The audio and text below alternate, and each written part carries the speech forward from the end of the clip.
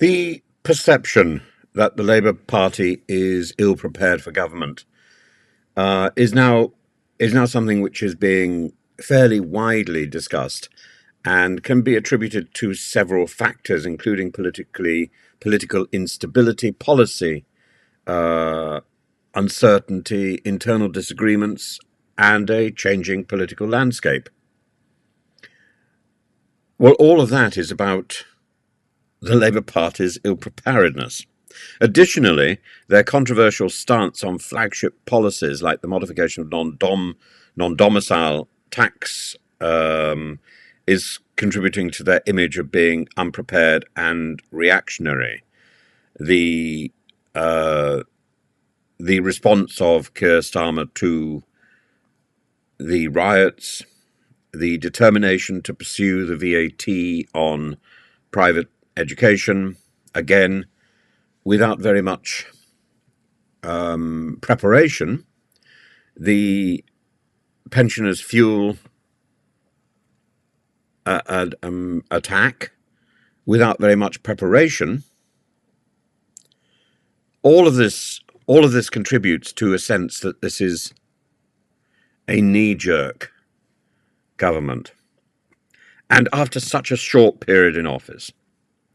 A key reason for Labour's apparent unpreparedness is its instability in policy positions, and that is about a lack of preparation, and that's about not doing the homework before they got into power, or even once they got into power, not doing those assessments.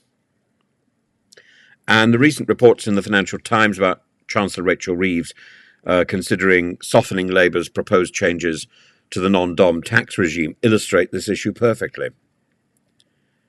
Labour initially pledged to abolish non-dom tax status and raise over £1 billion annually to fund public services like the NHS and education. However, Treasury officials have expressed concerns that the measures may not bring the expected revenue, as wealthy non-doms could simply leave the UK or find alternative tax strategies. Well, that was something which was being said when these proposals were being introduced in the first place.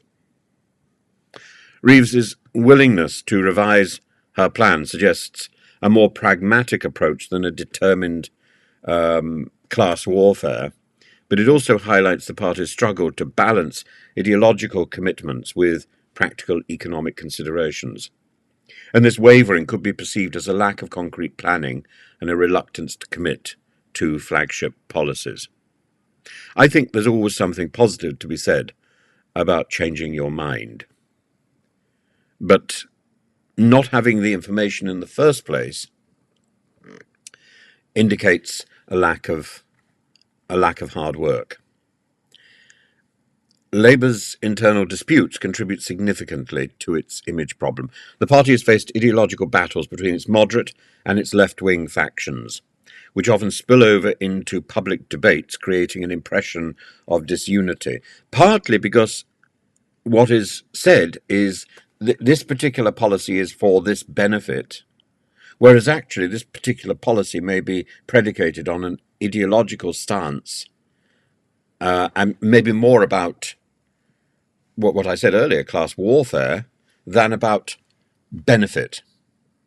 Now, actually, the VAT on schools, on private schools, the trimming of the pensioners' fuel allowance, together with the non-dom status abolition, all of these three things could be properly managed and could be beneficial.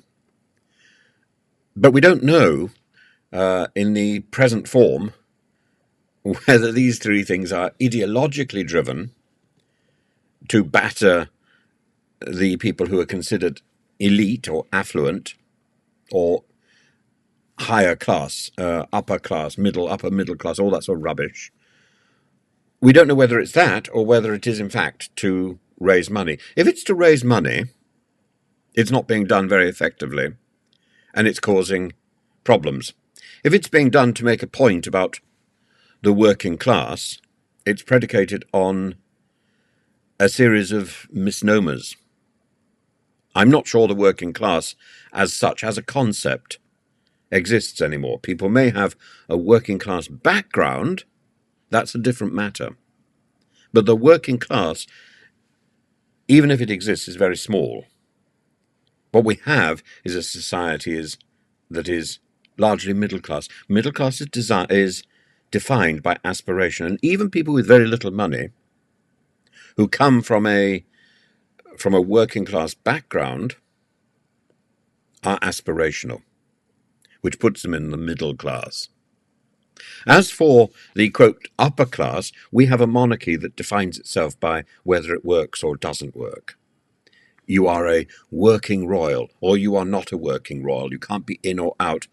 This is about defining monarchy by some sort of middle class standards, or actually by working class standards. A working monarchy is an oxymoron.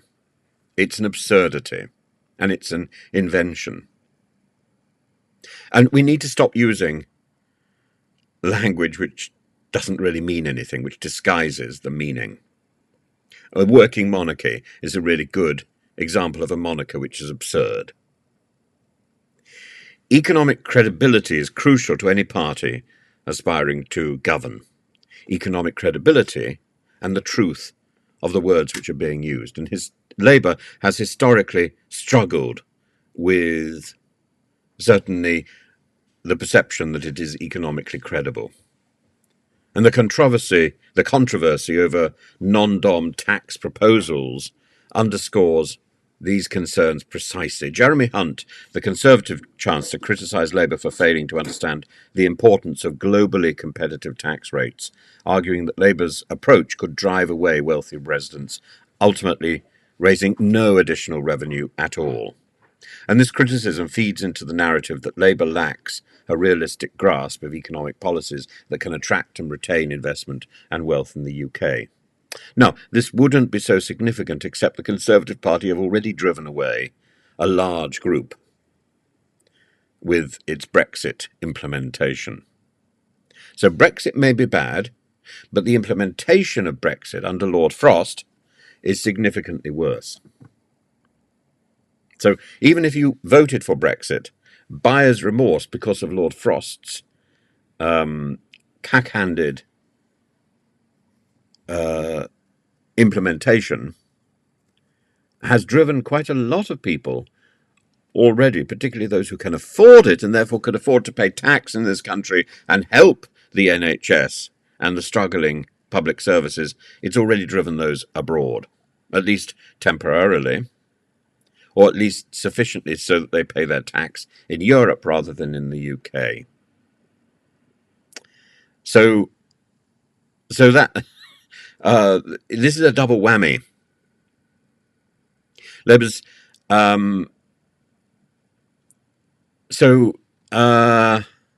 the complexities, the controversy and the complexity is something that is emerging now,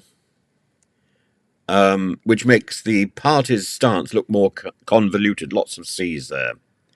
I think inspired by Jeremy Hunt.